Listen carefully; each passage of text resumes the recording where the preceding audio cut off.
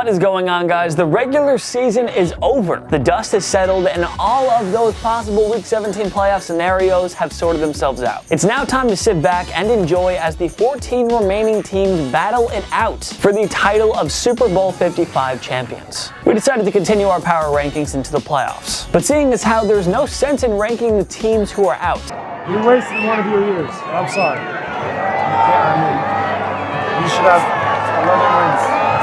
We're cutting it down to only those who are still playing, and we'll continue to do this every week until we reach the conference championship. We also included every team's final regular season rankings in parentheses this time, just for reference. So without further ado, here's a look at the NFL Power Rankings for Super Wild Card Weekend. Number 14, Washington Football Team. Well, they did it. The Washington Football Team is headed to the postseason for the first time in 2015 with a 7-9 record. The fortunes of playing in the NFC East in 2020. Say what you want about the Philadelphia Eagles handing Ron Rivera's team a free win by replacing Jalen Hurts with Nate Sudfeld. 180, what's up?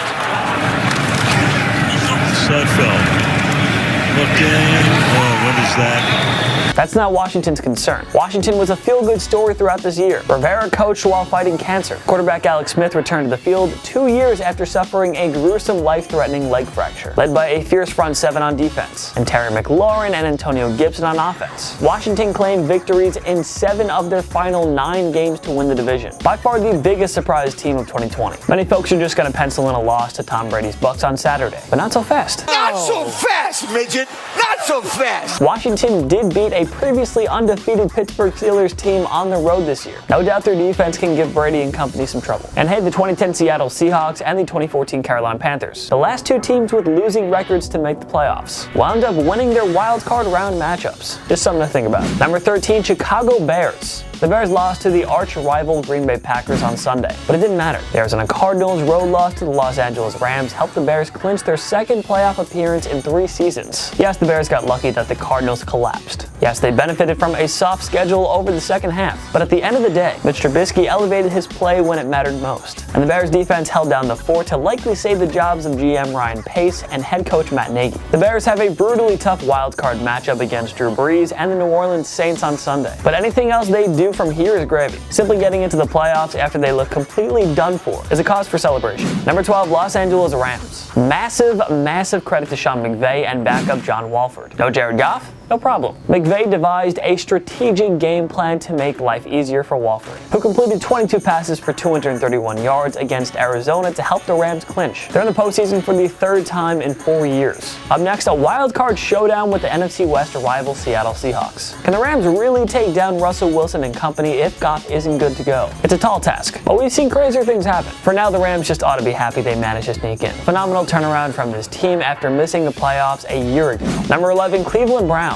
Because it's the Browns, they couldn't make it easy. A week after losing to the helpless New York Jets, they narrowly blew a 4th quarter lead to the Pittsburgh Steelers, who sat Ben Roethlisberger in favor of Mason Rudolph. And when it was all said and done, the Browns pulled out a tight 24-22 victory to officially end an 18-year playoff drought. What a job by rookie head coach Kevin Stefanski, who changed the culture of this once dysfunctional organization. Baker Mayfield has given the Browns an easy decision to pick up that 3rd-year option. I mean, he just took his team, the Browns, to the postseason. That's it. That's a win. And don't think the Browns are satisfied with just a wildcard berth. They want more. Up next, it's a visit to Heinz Field to take on the Steelers. Number 10, Indianapolis Colts. The Colts need some help to qualify for the postseason, and they got it, thanks to Miami's road loss to the Bills. Indianapolis then took care of the last-place Jacksonville Jaguars to clinch their 2nd playoff berth in 3 years. And Jonathan Taylor crossed the 1,000-yard rushing mark after posting a 253-yard performance. The Colts are firing on just about every cylinder here. They are not an easy opponent for anybody, and even the surging Bills should be a bit nervous about this matchup. Phillip Rivers has done a fine job commanding Frank Reich's offense, and their stout pass rush can give Josh Allen a lot of problems. Number 9, Tennessee Titans. The Titans narrowly got past Deshaun Watson's Houston Texans in a Week 17 thriller to win the AFC South for the first time since 2008. And hey, Derrick Henry joined the single-season 2,000-yard club after racking up 250 against Houston. It was another special night in Tennessee. Many expected them to regress following an unexpected run to the AFC Championship game a year ago. But no, these guys are for real. Mike Vrabel's team is going to be a force in the AFC for quite some time. The only question is if their awful defense can hold up in the postseason. They'll be in tough against Lamar Jackson and the Baltimore Ravens on Sunday. The Titans dismantled John Harbaugh's team in the divisional round a year ago, but something tells us the Ravens, winners of 5 straight, won't be an easy out this time around. Number 8, Tampa Bay Buccaneers. A super soft schedule helped, but man did Tom Brady and the Bucs offense finally live up to its immense potential over the final quarter of the season. TB12 closed out the season with 3 straight 300-yard games and 10 touchdowns against 1 interception in those contests. It's important to note, however, that the Bucs went 1-5 against playoff teams this year. They easily beat the opponents they were supposed to beat, but there were some struggles against top-notch defenses and high-powered offenses. The good news is the 11-win Bucs drew a favorable wild-card round matchup against a 7-9 Washington football team. Much easier than having to face the Seattle Seahawks or New Orleans Saints in the wild-card round. Washington has one of the NFL's elite defenses, so it'll be interesting to see how the Bucs try to attack it, one way or another. This is a scary good offense that is riding into January with plenty of momentum. Number 7, Pittsburgh Steelers. The Steelers sat Ben Roethlisberger in the regular season finale and happily settled on the number 3 seed. Now the Steelers get to host the Browns in the wild-card round at Heinz Field. We don't need to remind you about Ben Roethlisberger's dominance over Cleveland here. The Steelers' deep wide receiver unit should have its way with Cleveland's leaky secondary. Also, we wish Mayfield and the Browns' rushing game luck against his top-tier front 7. Regardless of records, Pittsburgh has to be considered a pretty big favorite at home. You can argue that the Browns were the best possible matchup for Mike Tomlin's team in the opening round. Number 6, Baltimore Ravens. If you ask us, there is no scarier and more well-rounded wildcard team than the Ravens. After falling to 6-5 on the year in Week 12, they reeled off 5 straight W's to clinch their 3rd straight playoff berth. Many folks started to write off the Ravens, especially Lamar Jackson. All he did was cross the 1,000-yard rushing mark for the 2nd straight year, the first quarterback to ever accomplish that feat. And just like last year, the Ravens once again have the NFL's top rushing offense. But that's only part of the story. On defense, Don Martindale's unit was lights out again, 7th in total defense and 2nd in scoring defense. This is not a unit anybody wants to face in the playoffs. The Titans will really have their work cut out for them in the wildcard round. Number 5, Seattle Seahawks. The last time the Seahawks won 12 or more games, 2014, when they last reached the Super Bowl. 4 straight W's and a 6-1 run. Over the final 7 games helped Seattle win the NFC West for the first time since 2016. They barely snuck past the San Francisco 49ers in Week 17 to claim the 12-4 record. But hey, a win's a win. In the first half, Seattle lived and died by Russell Wilson in the passing game, but the defense endured a superb second half turnaround. They held opponents to less than 20 points in 5 of their final 8 games. And now the Seahawks prepare for a home tilt against the Rams, who will likely be without Jared Goff. Things are looking good for Pete Carroll's team right now. Number 4, New Orleans Saints. The Saints did their job with victories in Week 16 and 17 to win the number 2 seed in the NFC. It was all too easy against the Carolina Panthers on Sunday. Drew Brees and the offense managed just fine without Alvin Kamara and Ty Montgomery in the 33-7 win. Reports suggest that Brees will hang up the cleats after this season. If that's the case, well, the Saints better do what the Denver Broncos did for John Elway in 1998 and for Peyton Manning in 2015. Send your Hall of Fame quarterback out on top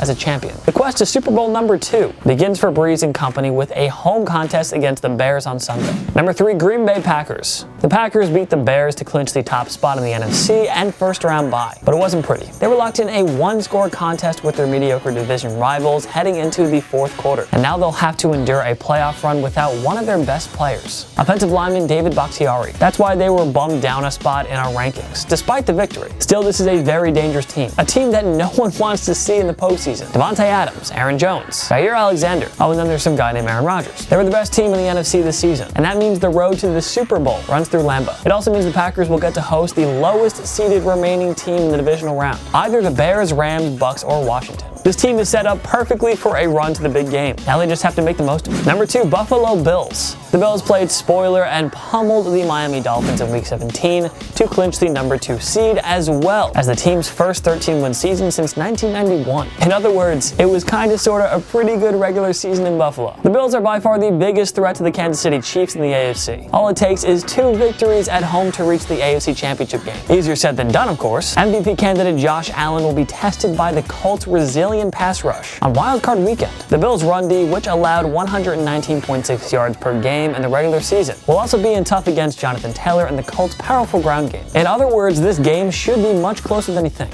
This isn't a cakewalk for the Red Hot Bills, who are aiming for their first playoff win since '95. Number 1, Kansas City Chiefs. The defending Super Bowl champions accomplished the rare feat of following up their championship season with the NFL's best record. KC finished 14-2 on the year, giving Patrick Mahomes and key starters a rest in their meaningless Week 17 finale against the Chargers. And so the goal for KC is simple: just win 2 more games at Arrowhead, and you're right back in the Super Bowl. Nobody really stopped the Chiefs' offense this season, and as usual, Steve Spagnuolo's defense came through with the game-changing plays when needed. This group, like last year, is peaking at the right time. No team has repeated since the 2004 New England Patriots, but these Chiefs have the pieces in place to win it all again. The Chiefs will welcome either the Colts, Ravens, Browns, or Titans in the divisional round. Until then, the defending champions and their fans can put their feet up, sit back, and relax. Nothing to worry about until the divisional round. What changes would you make to our power rankings? Join me in the comment section below. Make sure to follow myself and TPS on social media.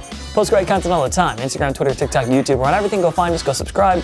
Subscribe to TPS. We post videos every single day. And like this video because it really helps us out. We really appreciate it. Of course, thank you so much for watching. Peace and Biondo. See you next time. On my knee.